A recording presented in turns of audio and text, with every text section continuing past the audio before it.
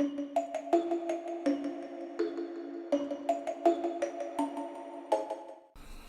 guys, it's Mistress Nightmare here. Today I'll be reading chapter 6 of A Killer's Baby. Before we get started, please hit that like button, comment, subscribe to this channel if you guys want more creepypasta fanfictions out there. Until then, let's get started. The doctor just told me I was pregnant. I was freaking out. I don't know how to feel. My best friend was just staring at me in shock. The doctor already had left the room. She started asking me all sorts of questions, but I wasn't listening. I'm kind of freaking out. I wasn't ready to become a mom. I'm not even sure how to feel about this. I'm scared. I asked my best friend to give me a minute, and she just nodded and walked out. I started to cry a little. How am I going to tell him? What's going to be his response? Will he hurt it? I'm scared. I mean, I love him, but I've seen him how he is, even his urges. But deep down inside, I believe that he'll be a great father. Probably. I mean, besides being a killer and all.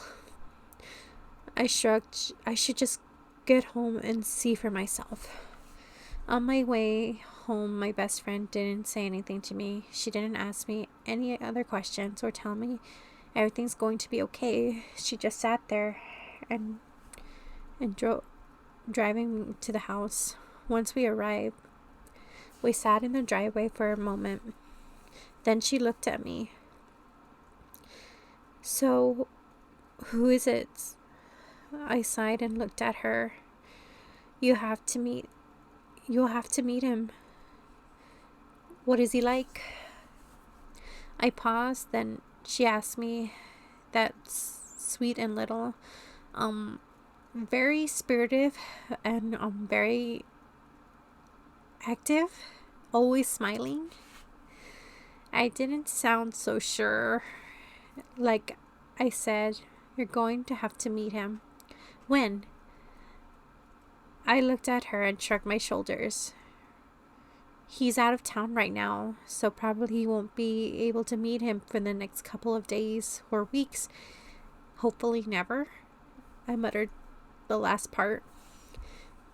Well, when he gets back, I want to meet him, and I want to make sure I can trust him with you. You are my best friend and her unborn child. I smiled back at her and back at my house. I can see somebody poking out through the window, mostly Jeff.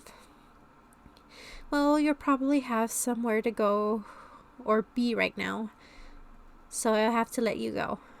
I don't have anywhere to go to be. Are you sure you're going to be okay by yourself? I'm just going to go ahead and take a small nap.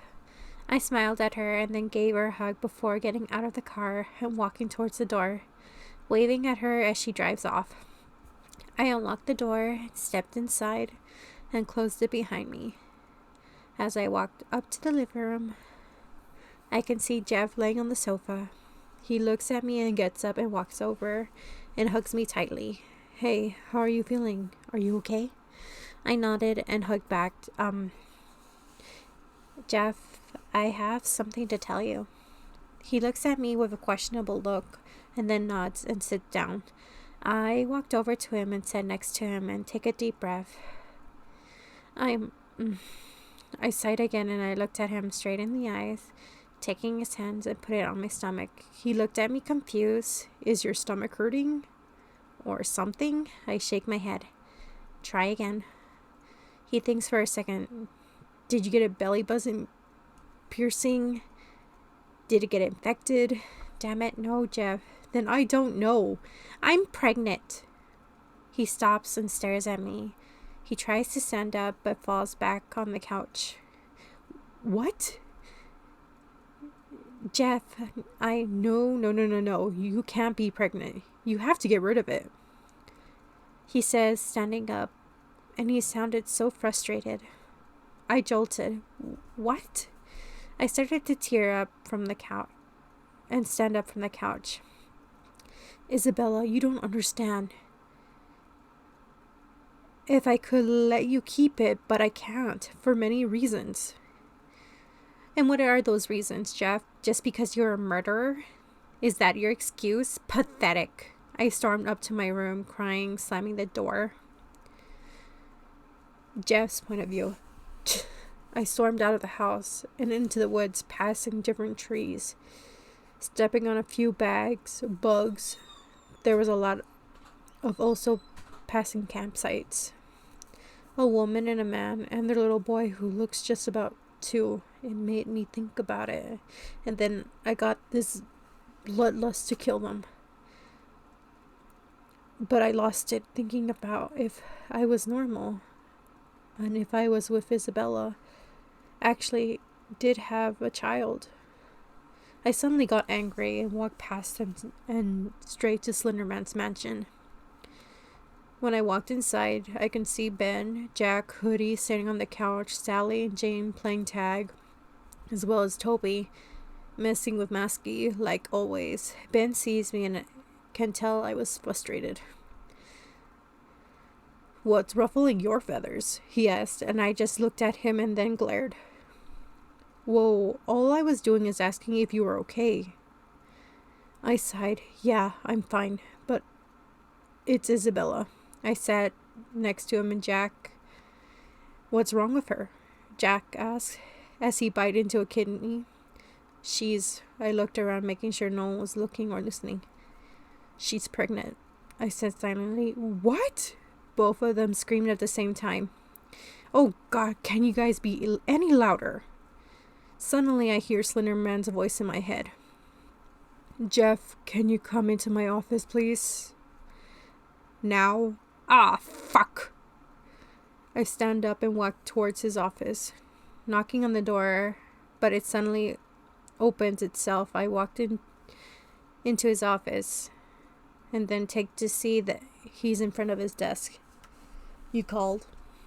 "Jeff?" "Who is Isabella?" "Ah, fuck me. She's a friend." "And how did she get pregnant?" I stared at him straight in the face. If we had one, we would making eye contact. "Jeffrey?" I sighed and looked at him once more. "We had sex." I smirk. "Damn it, Jeffrey." He stands up, and then one of his tentacles wrapped around my neck, holding me up in the air and throwing me across the room. "Ah, fuck, Slender!" I yelled as I carefully stand up, holding up my arms.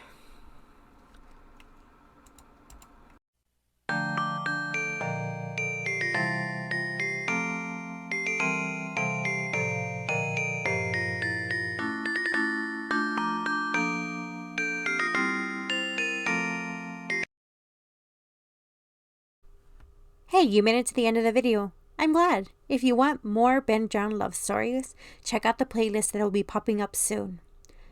Also, if you want any more fanfictions narrations, please check out my other channel, Reading with Blade, which has multiple fanfictions up already.